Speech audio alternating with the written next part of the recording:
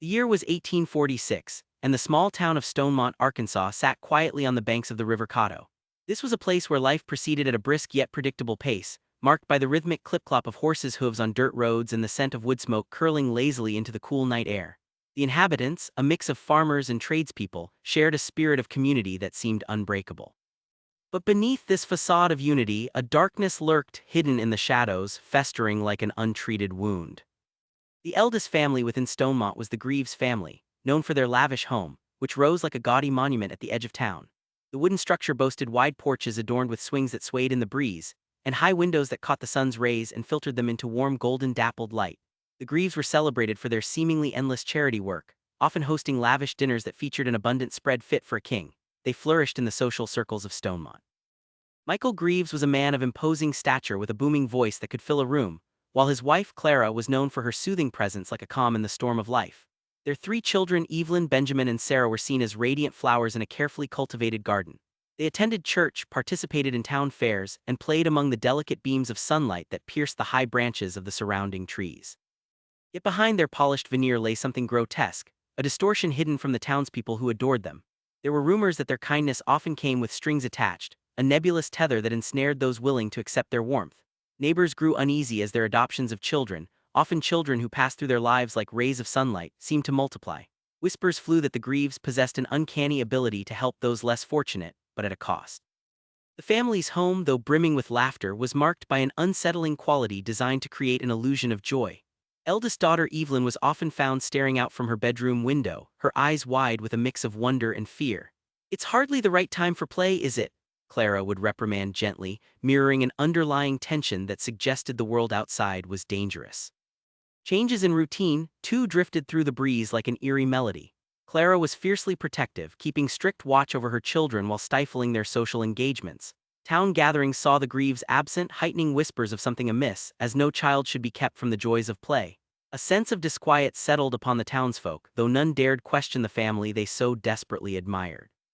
As twilight descended each evening, the sounds within the Greaves' home shifted, muffled thuds and the faint scraping of what could only be described as secretive movement. And within the vast, unyielding space of the basement, its painted door slightly ajar, shadows twisted in ways that defied the light, crawling, scurrying, elusive. Through the cracks of that deceptive warmth and glamour, something sinister was brewing beneath the surface, hidden beneath the attention of a town that preferred to look the other way. Something awaited, the air seemed to hum with the weight of unspoken words. It would take but a whisper, a slight ruffle in the trusted fabric of Stonemont's quaint life, for the truth to claw its way to the light. As the months shifted unceremoniously into fall, the beauty of Stonemont's landscape morphed into a tapestry of vibrant hues. The townsfolk now busied themselves with preparations for harvest and the arrival of winter, a bustling time marked with laughter, chatter, and much for young children to anticipate. Yet within the heart of the Greaves' home, an air of foreboding descended like the chill of early frost. Children, often seen as conduits of innocence, began to vanish quietly from their vibrant circles of play. Though the Greaves adopted children with professed benevolence, one couldn't help but consider the collection, 5, 6, now nearly a dozen. The townsfolk, wholly devoted to their own affairs, likely brushed aside the gnawing feelings of unease that flitted through their thoughts. In hushed conversations, folks spoke about the children rarely seen. "Evelyn was here and then gone," Great Aunt Marjorie remarked at a quilting circle, her voice lowering conspiratorially. Another confirmed, "They say none of the children have been attending school, they're kept indoors, hidden away." Amid this rising disquiet, a newcomer named Clara Morgan stumbled upon the picturesque facade inhabited by the Greaves. Clara was a new schoolteacher whose perceptive gaze matched her compassionate demeanor. She soon noticed the graying faces of her students, dim eyes and lacking spirit, and felt the phantoms of those absent hovering in the corners of the classroom. One day, a sullen child with matted hair and patchy clothes asked Clara, "When will we be free, Miss Morgan?" The question echoed in her mind, chilled her spine, and made her heart race. That very evening, she observed a young boy darting out from a small side door at the Greaves estate, his eyes wide with terror as he glanced over his shoulder. Meanwhile, the oppressive silence radiating from their home became increasingly oppressive, like the weight of autumn clouds ready to burst. Then came the harrowing incident that jolted the community awake. Young Benjamin, the Greaves' eldest son, nearly drowned during a fishing trip at the river, an incident both alarming and revealing in its aftermath. Whispers circled like vultures, and Clara was drawn to the uneasy glances exchanged among friends. Shouldn't he have been kept closer? murmured one neighbor, her voice trembling with the gravity of such folly. Among the panic, Clara noted a peculiar exchange. Mr. Greaves had stormed into the local tavern later that week, his voice booming a protest against the innermost fears held tightly in everyone's hearts. "My family is perfectly fine," he declared, while traces of anger marred his handsome features. "You worry too much." The townspeople, wary but seemingly pacified by his words, exhaled the tension. But Clara was resolved. Aligning herself with the drumming pulse of her instinct, she decided to seek out the truth of the Greaves family. Her life, entwined in an uneventful routine until now, took on new urgency. She vowed to face unseen shadows and unravel the confusion casting its pall over Stonemont. And so, Clara began to unravel the threads of secrecy, cautious yet determined, visiting the Greaves mansion more frequently, observing every detail as she glimpsed the darkness hinted at behind their closed doors. The winter months crept in like a whispered secret, blanketing Stonemont in a layer of snow that muted sounds and softened edges. While the joyous gatherings of holiday feasts filled homes across the town, a much darker atmosphere festered within the Greaves estate, its grand facade now casting longer shadows than ever before. Clara, however, was fueled by an urgent sense of purpose.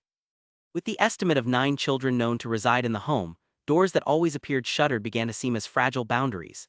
Clara wanted answers, but her initial inquiries around town returned almost habitually vague. People preferred to view the Greaves as benevolent souls, pillars of the community shrouded in an elusive but admired mystique. Determined, she pressed forth, discreetly seeking documents, and in turn piecing together histories buried beneath carelessness. Unbeknownst to her, Clara found a kindred spirit in young Samuel, a boy who often wandered to her classroom, sharing nervous tales of odd noises echoing from the Greaves' basement. They discussed the fleeting shadows that flitted past windows, and under the moonlight the pair ventured to gather information feared by most. One snowy evening, egged on by impulse, Clara sought out the Greaves' home. The sky above was a quilt of clouds, naught but a sliver of moonlight peeking through. Her heart raced as she knocked softly on the door, seeking an audience with Clara. The world felt utterly still as tension knotted in the air. The door creaked open slowly, revealing Michael Greaves, who stood framed in the doorway, imposing and yet inscrutable. "Ah, Miss Morgan," he said, his hearty voice vibrating with a steady confidence, "we were expecting you." An invitation to join them for tea unraveled alongside a facade so polished it sparkled like a jewel. Clara, with the armor of feigned ease expertly draped around her shoulders, stepped inside, yet each second sent shivers crawling down her spine. She observed the children, tense and still, arranged quietly along the edges of the large parlor like statues in a living tableau, smiles plastered upon their faces, eyes dead like ash. Hours passed freely under the pretense of pleasant conversation until, in an act of sheer courage, Clara made her subtle inquiry, "Where are all the other children? I don't believe I've met them yet." Michael's eyes flashed, an ember turning to smoke. "Ah, they are away during winter holidays," he said with a smile that was all teeth and no warmth. Clara understood that with each word passed, her internal storm raged harder. Something was maddeningly wrong. After that evening, the shadows loomed heavier over her, and nothing could extinguish the nagging feeling that crept in order. As memory fused with whispers of horror, Clara became engrossed in clandestine observations, delving deeply, fueled by both urgency and dread. With Samuel's unyielding cooperation, the two devised an exploration plan the following week, leading them toward the depths of the Greaves' home, the basement that none in town dared explore. Sworn to secrecy and with cautious hearts, they ventured forth with candles flickering, illuminating the path of lingering darkness. What they unveiled within those damp walls revealed a terror buried underneath layers of painted trust, the floor sprawling with despair. Cracked wooden planks creaked as they moved, the air was stagnant, carrying a rancid odor that set both of their lungs ablaze. And then they saw it, what they had only whispered rumors of: skeletons sprawled beneath the dust, stripped of humanity, left to succumb beneath the weight of silence, their bones bleached memories with hollow eyes that told stories of pain. Clara's heart raced, Samuel gasped, fingers trembling against the flickering light. What had been concealed beneath the polished social order was now laid bare before them, children stripped of hope, entombed in a ritualistic belief that lulled the Greaves into a false sense of superiority. The air thickened around them as bats flitted around festering ribcages, nests made within the decaying remains, a horrifying juxtaposition of life and death. Retreating toward the stairs, muddled in shock and disbelief, Clara pondered the grief that brewed within Stonemont. There would be no disguising this reality, the truth clawed forth with raw urgency, demanding to be met. For Clara, the days that flitted by in the small town of Stonemont became frantic and suffocating. The ghastly discovery within the Greaves' basement was a chorus of truth that resonated within the hearts of those who believed in justice. Efforts began in earnest as Clara rallied support, her voice igniting conviction among the townsfolk. No longer would silence reign. Confrontation loomed and seeped into every corner of the community. Though the Greaves family was unfamiliar with the darker alliances spiraled around them, rumors took root like seedlings, and the finality of their facade began to crumble. Those unwilling to confront the specter of truth struggled to comprehend, yet Clara remained steadfast in her resolve. The trial of Michael and Clara Greaves was an event that shook the foundations of Stonemont. The evidence was undeniable. Witnesses echoed Clara's findings as former residents, neighbors, and even those who had been adopted shared fragmented tales restored to life. They recounted stories of strict obedience, hidden emotions, and the chilling moments that led them to fear for their lives. Fear wrapped not only around what existed within those walls, but also what had occurred unnoticed in the quiet family home. As the weeks passed, the weight of sorrow ruined lives forever. For those children who survived, the aftermath was a harrowing journey. Many turned to alcohol, veering away from the bright futures once promised. Others sought retribution through cries in the dark, succumbing to the silence that stalked them like a specter. The names of the lost were whispered still, echoing long after the court sentenced the Greaves to a fate that would see them confined behind iron bars. In the aftermath, Clara was burdened by the past. The names of the lost surfaced: Chris, Jacob, and little Leela, so many names that filled the lungs with the air of grief. Those once trapped within bones left their imprints on the valley of Stonemont and nestled within the garden of remorse planted in their honor. A memorial arose, a simple stone bearing their names, adorned by the flickering flames of lanterns that danced among delicate blooms. Yet remnants of the Greaves' twisted legacy refused to dissolve completely. The townsfolk gathered each year to remember not just the lost children, but the lessons learned, the frailty of perceived safety, and the necessity of vigilant compassion to stand steadfast against the dark forces that would creep in unnoticed. As I stood amidst the echoes of shared sorrow, I reflected on the haunting truth that had surfaced from the depths of silence. For even in the most serene corners of life, darkness can thrive beneath the veneer of normalcy. Shimmering hope persists only through the unyielding courage of those willing to confront the shadows. And so, we remember them, those brave souls lost within the confines of human depravity, the bats that nested in their ribcages becoming echoes resounding through the ages.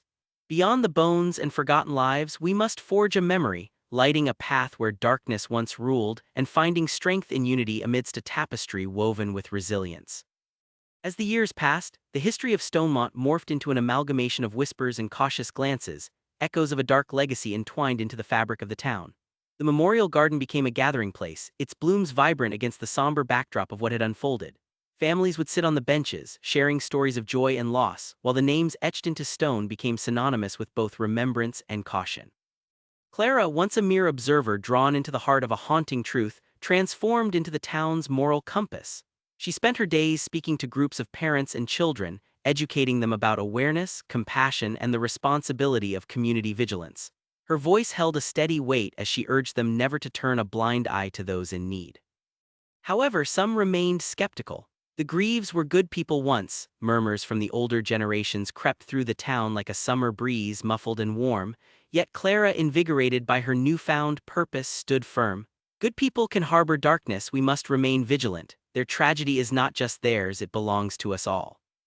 The community soon learned that evil does not always bear a brash face. Sometimes it lurks behind charm, finely dressed in a guise of benevolence. Stirring within this fabric was the acknowledgement that many have a tendency to dismiss the unusual, to cloak discomfort with silence. Clara's lessons rang true, as more individuals began to share their own stories of encounters that felt wrong, a nagging suspicion they had once buried beneath layers of denial. Yet as time rolled on, the memory of the Greaves' tragedy settled like dust on the shelves of history. New families moved to Stonemont, children raced through the same streets where shadows once roamed. The generations shifted, and the names inscribed in the memorial garden began to fade into distant memory.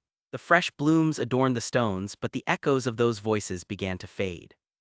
Still, Clara held the memory close. She frequently visited the garden, each time whispering a silent prayer for those lost and for those who came after.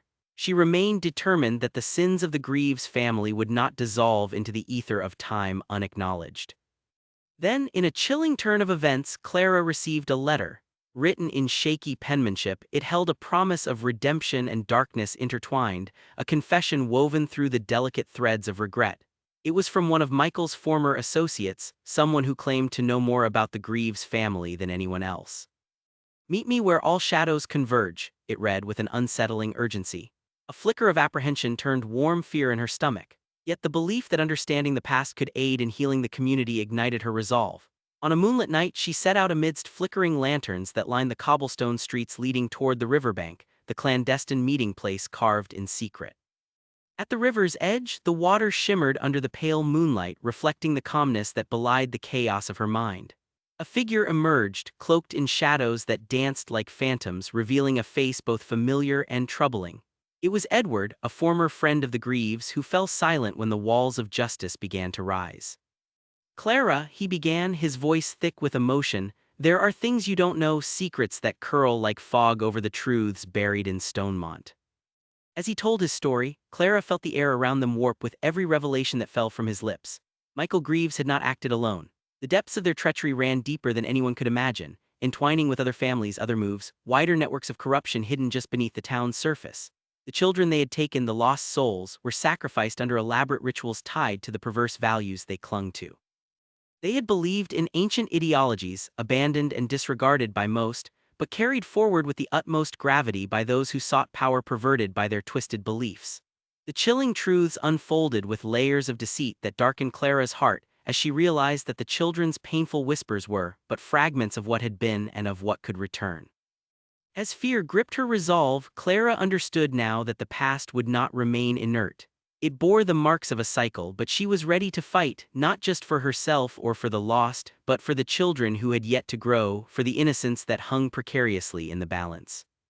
Together with Edward's insights, Clara would not let the shadows of forgotten secrets cloister beneath their town again. She returned home, her spirit lit with a fire anew, ready to peel back everything that had been concealed, no matter how deep the roots may run. In the following weeks, Clara garnered support. Her voice grew more potent as it echoed through Stonemont once more. Meetings filled with fear and anger surged like an unstoppable tide, and as the townspeople began to reclaim their stories, the echo became a unified cry: "No more silence." The memorial garden flourished once more with new blooms rich in color, symbolizing not just remembrance but resilience. Children played in laughter, safety rooted in awareness, while stories of the past now served as guardians against future darkness. For Clara, the legacies forged within the heart of Stonemont became living testaments, a reminder that the moral fabric is only as strong as those willing to weave it together through vigilance, compassion, and an unwavering commitment to face the shadows. And so she stood in the garden amongst the whispers of the lost and promised, "We will never forget." The resolve that Clara ignited swept across Stonemont like wildfire, creating a force that could not be ignored. Voices that had long been suppressed began to rise, echoing through the town square where a crowd gathered, fueled by both anger and determination. Among them were parents, children, and friends, all vowing to alter the course of their past into something brighter. Clara stood at the forefront, her presence illuminated by an unwavering light. "We will not be wantonly blind to the shadows that lurked among us," she proclaimed, her voice a clarion call slicing through the thick tension. "The Greaves tragedy was only the tip of an iceberg. There are more truths waiting to be uncovered." As she shared Edward's revelations, an uneasy rustle flickered through the crowd. The whispers taking root morphed into a collective murmur of disbelief mixed with horror. The reality was undeniable. They had leaned on idols, trusted misplaced loyalties, and turned an indifferent eye to the darkness that could fester within their own homes. Fueled by shared purpose, a council was formed to investigate these hidden connections. Clara positioned herself strategically, pulling on the threads she had unearthed and nudging those willing to follow. Community meetings transformed into strategy sessions, fueled by both trepidation and a burgeoning sense of solidarity. Each week yielded new disclosures, often unearthing families intertwined with the Greaves' ideology, their secrets dancing just below the surface. Local businesses had been complicit in trading dubious resources to the Greaves' estate, while others turned a blind eye to the strange happenings that punctured the night air. Unearthing documents from just a decade before exposed a small web of individuals known to participate in questionable gatherings that promised prosperity at a deadly cost. One evening, as Clara scribed notes and collected documents, Samuel approached her, wide-eyed and trembling. "Miss Morgan, I heard them in the woods." Clara took a deep breath, reining in the apprehension that surged within her. "Whom, Samuel, who did you hear?" "The children, they sing like it's a game, but it's sad, miss, they sound so lonely." His small voice quivered with the weight of dread. Calmly, Clara took his hands. "Can you show me where?" With each step, Clara and Samuel navigated toward the edge of the forest, where the trees, cloaked in shadow, towered over them like foreboding sentinels. As they neared a clearing, the melody crystallized, a haunting echo that wrapped around them, drawing them closer. They stood huddled together as a chilling harmony floated through the air, sadness echoed in each note. In that clearing, Clara gazed through tangled branches to glimpse a small group of children, those who had vanished into the folds of Stonemont's dark legend. In that moment she felt an electric rush, a connection sparking as a dance of fireflies flickered around them, illuminating long-forgot innocence. The children before her were not lost to time, they were alive but disillusioned, trapped within the residual grip of darkness. "There's no way to leave," a girl whispered, her voice thin as gossamer threads. "They won't let us go."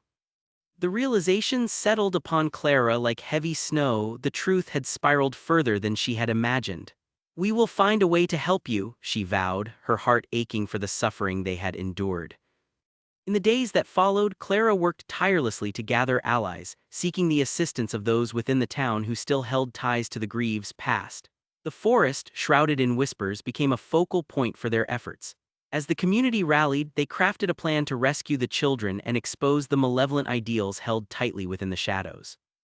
On a moonlit night, Clara stood at the edge of the woodland, holding her breath as the winds rustled through the trees. Together, a brave group formed a protective circle, devices of light illuminating the secluded darkness.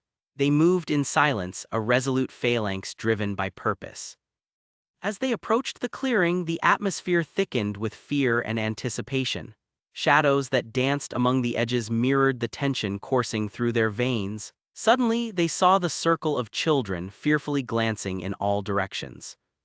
"Stay close," Clara urged the gathering. "We are here to help you." As the children turned their eyes upon the approaching figures, uncertainty fluttered in their expression. Clara stepped forward, removing the fear-induced barriers that had held them captive. "You are not alone anymore, we've come to take you home." Yet as she extended her hand, the darkness fell thick, and an ominous sound pierced the air. A low growl reverberated through the trees. Figures cloaked in half-light emerged from the depths, shadows once shrouded taking form, strangers familiar yet menacing, guardians of the secrets that kept the town entrapped in fear. "Leave this place," a voice thundered, dripping with malice. It was Michael Greaves, flanked by his wife. "You've gone too far, Clara, you stir winds better left undisturbed." Time slowed and Clara's heart thundered in her ears. This was the moment of reckoning. "We will expose the truth," she shouted defiantly, buoyed by the knowledge that trust in silent complicity would not hold. And so began a confrontation that ignited a tempest of chaos. The townsfolk rallied together, their voices rising as flames of anger and protection flared in response to the gathering darkness that loomed. They stood side by side, squaring against the shadows. In that electric moment, Clara understood. This was a war not only against physical chains but against an ideology that sought to instill fear, a belief system that valued transparency over deception, empathy over indifference. As order fell into disarray, courage was born out of the ashes of past silence, urging the truth to thrust forth from the underbellies of lies. With a surge of courage, Clara dashed protectively toward the children, throwing herself at the forefront of the confrontation. "You will not take them again." The power of her commitment surged within her like a wildfire, lighting the path forward. As the battle of wills unfolded under the moonlit sky, the town braced itself for liberation, a reckoning against shadows that would be entrenched in the narrative of Stonemont forevermore. The aftermath of that fateful confrontation marked the dawn of a new era in Stonemont, one illuminated by acts of resilience that shattered the chains forged by the Greaves family. They had not only haunted the town, they had woven a path for the community to rise as defenders of their own stories. With law enforcement compelled by the overwhelming evidence presented, a full investigation took flight, a cascade of uncovering, bearing witness to the hidden truths that had long shackled Stonemont in silence. The past was unspooled meticulously, unearthing connections to other families and their dark alliances that sought to continue the Greaves' vitriolic legacy. As stories of abuse came to light, the psychological ramifications resonated deeply, intertwining the fabric of the community with both sorrow and healing. Witnesses came forth, recounting encounters cloaked in childish confusion, cries that had once remained unheard. Clara, now leading efforts to champion awareness and justice, could not go unnoticed. The pain that had long scarred her town would not be pushed aside. Trial proceedings against Michael and Clara Greaves unfolded in a space vibrating with tension. Those who had once admired them now stood witness to their trepidation. A veil lifted as principles of accountability emerged when the shadows once omnipresent gave way to resilience. Each survivor who took the stand breathed life back into their stories, channeling the bravery of those lost souls. They emerged from the recesses of memory, reclaiming their identities, unafraid to speak against the dark forces that sought to confine them. "I am not merely one of the lost, I am one who has reclaimed my voice," asserted one survivor, gripping the podium tightly. Convictions fell upon the Greaves like thunderclaps. The community bled joy and sorrow simultaneously as justice unfurled, unyieldingly. Though families had been forever altered, the resilience forged in the fires of pain grew ever stronger. As Michael and Clara faced their verdict, what emerged was not merely punishment. They discovered the power of community healing intertwined with justice. The children who once echoed a mournful hymn now stood in the sunlight, carrying a story of hope prepared to sparkle anew. In the months that followed, Clara dedicated herself to supporting those seeking restitution, launching initiatives aimed at mental health, prevention, and awareness. The town thrived toward the light, learning through remembrance rather than suppression. Awareness spread as families began to speak openly of both past and present, uniting the voice of the lost with those who had previously overlooked their cries. A new memorial, crafted from the teachings of darkness and resilience, took shape within the heart of Stonemont, revisiting the garden transformed by hope, a sanctuary for all lost yet held steadfast by love and unity. Lanterns flickered softly in the breeze, casting shapes through the warmth of enduring connection. Clara often found solace there, contemplating the journey woven from shadows into light. As Stonemont blossomed, Clara stood among the gathering, aware of the truth that became their lifeblood. "Together," she said, voice clear, "we will carry forward, forever vigilant to protect our children, our community. Silence will never hold dominion again." And so Stonemont flourished, a vibrant tapestry of stories interlaced with joy, sorrow, and a resolute connection to history. The echoes of lost innocence had been transformed into a promise, a vigilant reminder that the light would always prevail over the shadows as long as compassion and courage prevailed. The town thrived as the seasons turned, red and gold leaves cascading like memories caught in a breeze.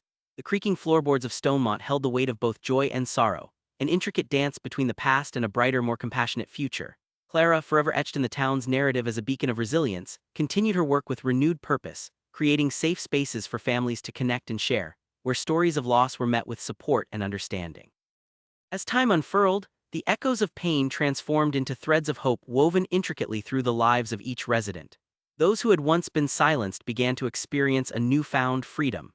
The laughter that filled homes and public places now resonated with the strength of a community bound together by shared histories and the commitment to face the shadows that lingered among them. Clara often wandered to the memorial garden, a sanctuary teeming with blooms that flourished under the care of families who had once felt lost. Lanterns illuminated the names etched into stone, flickering against the night sky, reminding all who passed of the lives that had woven into the fabric of Stonemont, lives that now served as a testament to the power of vigilance and community. "Guardians of light," Clara would whisper softly as she left a fresh bouquet, dedicating each flower to the children and souls lost and alive who had shaped their world. The act of remembrance was not only about loss, it was a celebration of strength, of voices reclaimed, and of the bonds that sought to protect. Together they forged a new legacy, one that upheld the sanctity of compassion, ensuring that darkness would never again take root in silence. Stonemont would stand as a testament to the truth that shadows might exist, but they cannot thrive where love prevails. And within each heart that connected, microcosms of resilience pulsed, from the shivering roots of fear to the blossoms of truth that thrived brightly in the luminous light of hope.